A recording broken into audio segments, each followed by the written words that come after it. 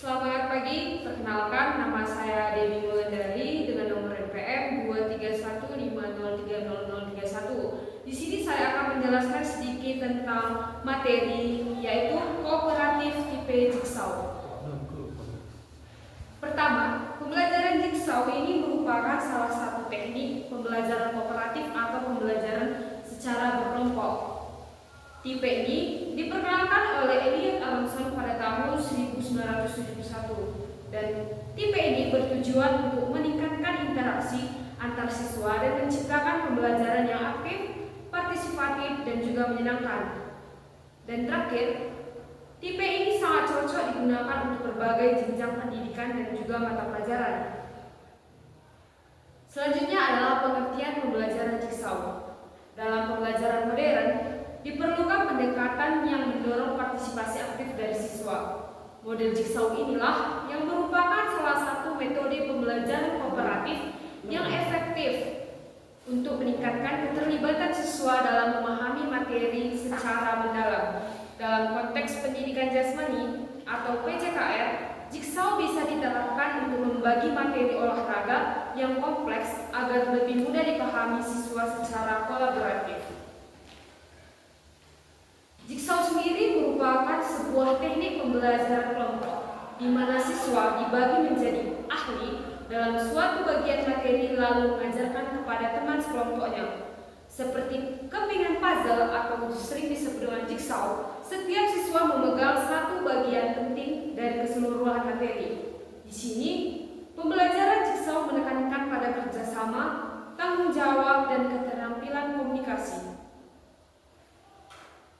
Sebenarnya apa sih itu pembelajaran jigsaw? Jadi, pembelajaran jigsaw ini merupakan sebuah metode pembelajaran kooperatif di mana siswa saling bergantung untuk memberi dan memahami materi.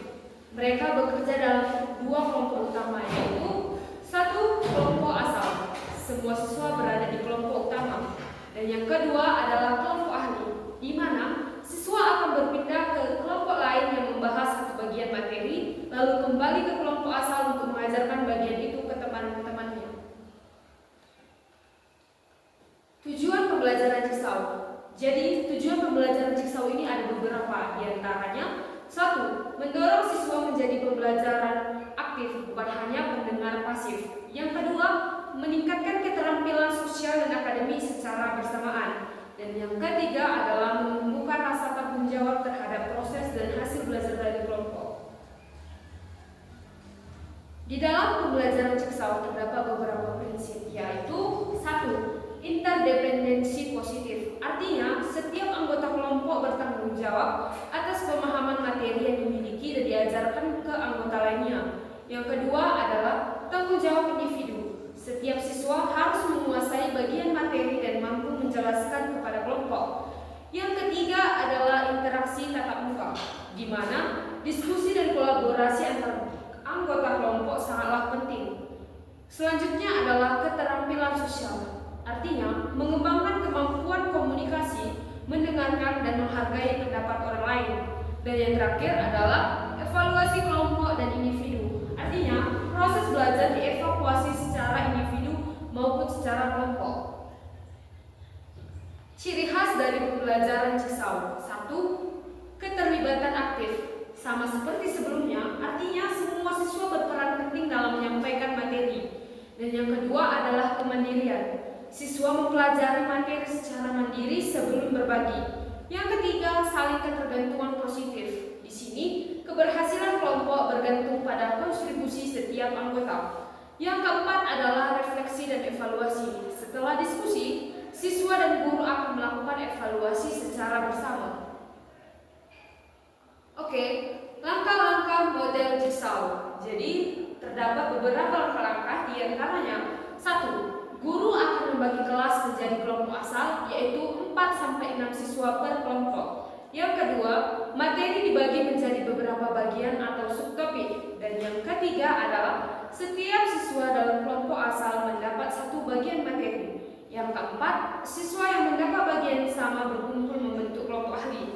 Dan yang kelima adalah di kelompok ahli, siswa mendalami topik dan menyusun cara menjelaskan. Yang keenam, siswa kembali ke kelompok asal dan mengajarkan bagian materi yang ketujuh diakhiri dengan diskusi kelas dan juga evaluasi.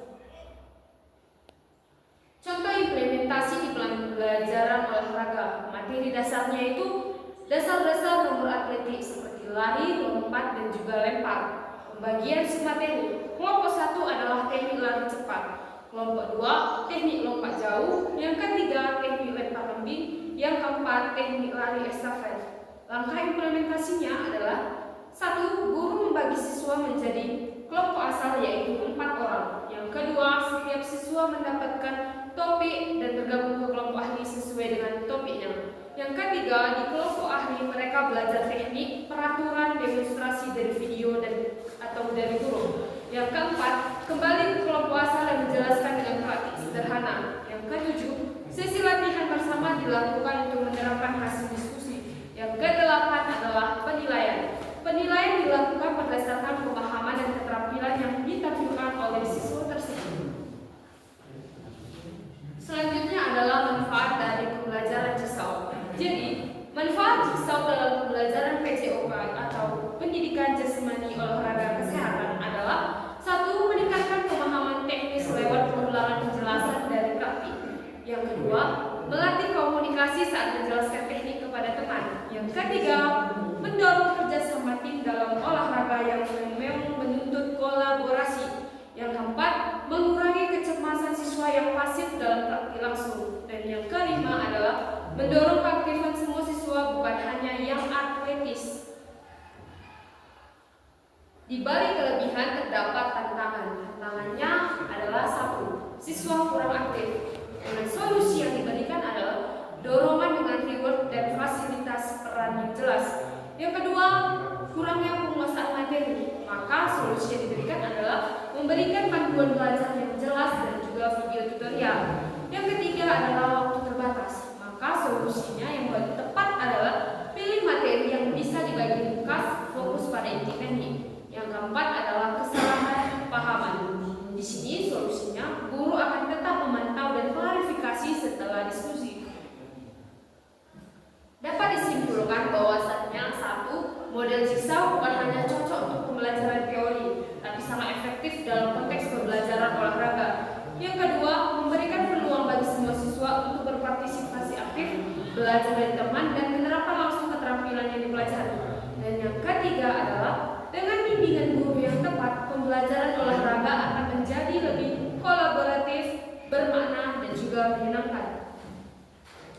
Sekian dari saya, Dewi Wulandari. Terima kasih. Oke, selamat pagi anak-anak sekalian. Pagi Bu. Jadi di sini kita akan melanjutkan materi kita sebelumnya tentang atletik. Jadi sebelum memasuki materi, Ibu bakal bagi kalian secara berkelompok. Di sini Ibu memilih tipe Jigsaw, artinya kelompok ahli. Nanti Ibu jelaskan sedikit.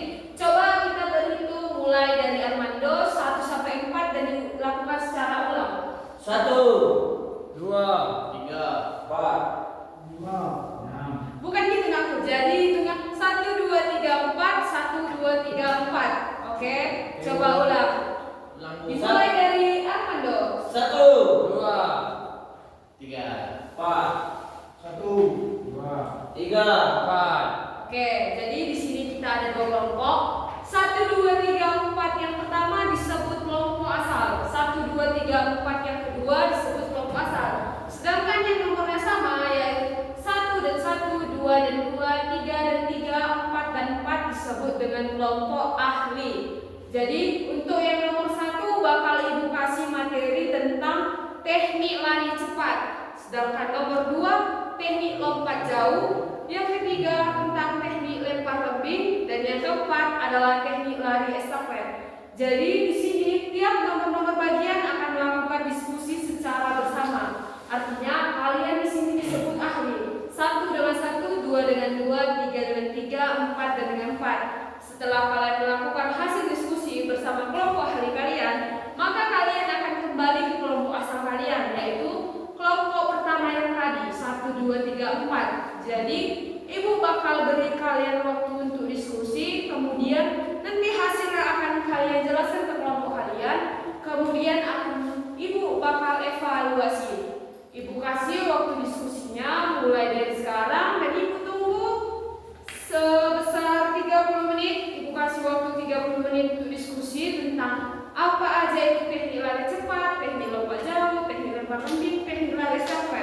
maka kalian kembali ke kelompok ahli masing-masing.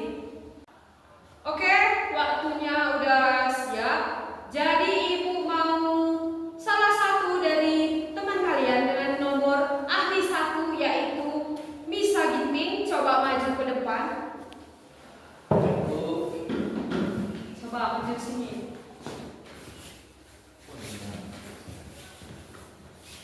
Nah, jadi buat teman-teman yang lain tolong memperhatikan apa yang disampaikan Misa dengan ahli nomor 1. Coba Misa jelaskan tentang teknikan cepat dari hasil diskusi Abangda bersama teman-teman yang lain.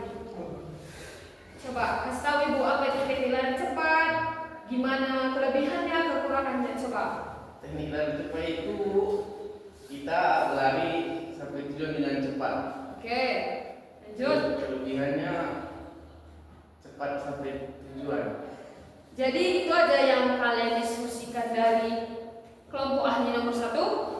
Kurangnya mungkin nanti bisa cedera. Oke, jadi untuk Abang dan Misa dengan kelompok ahli 1, pemaparannya sudah lumayan bagus, tapi ibu bakal ngasih evaluasi kepada Abang Misa. Duduk dulu. Mas Bu. Oke, jadi buat anak-anak ibu sekalian, tentang lari cepat atau sering disebut dengan sprint.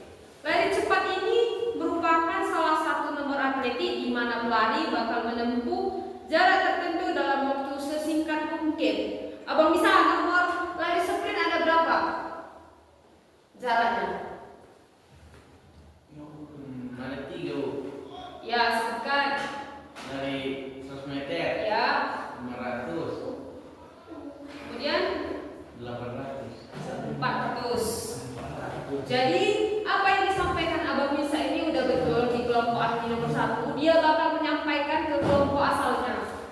Jadi Abang Misa ibu bakal nambahin fokus utamanya yaitu kecepatan maksimal dalam waktu dan jarak yang pendek. Sedangkan tujuannya Abang Misa, 1, menempuh jarak secara secepat mungkin. Yang kedua, memaksimalkan efisiensi gerakan dan juga kekuatan dan koordinasi tubuh. Yang ketiga adalah meningkatkan respons serang dan akselerasi. Jadi Abang Misa, hal-hal yang perlu diperhatikan ketika melakukan lari sprint itu adalah 1, ayunan tangan yang kuat dan seimbang untuk mendukung kecepatan. Yang kedua, pendaratan kaki menggunakan ujung telapak kaki bukan tumit. Yang ketiga adalah latih kekuatan kaki, koordinasi dan reaksi start. Yang keempat, jangan menoleh ke samping saat berlari. Oke, dari kelompok ahli 1 sudah bagus. Ibu harap kelompok ahli 2 bakal menyampaikan materi yang lebih jelas kepada kelompok asalnya supaya hasilnya juga lebih maksimal dan pembelajaran jigsaw kita ini lebih maksimal dan bermanfaat bagi kita. Seperti yang ibu sampaikan kemarin bahwasannya pembelajaran model jigsaw ini efektif bukan hanya dalam teori tetapi sangat efektif dalam konteks pembelajaran. Di sini bakal memberikan peluang bagi semua siswa untuk berpartisipasi aktif. Jadi di sini tidak ada satu yang monoton saja, tetapi semua berperan aktif. Makanya pembelajaran jigsaw ini sangat efektif untuk menerapkan keterampilan. Oke, cukup sekian dari hari ini. Untuk kelompok ahli 2 bakal kita lanjut di minggu depan. Cukup sekian dan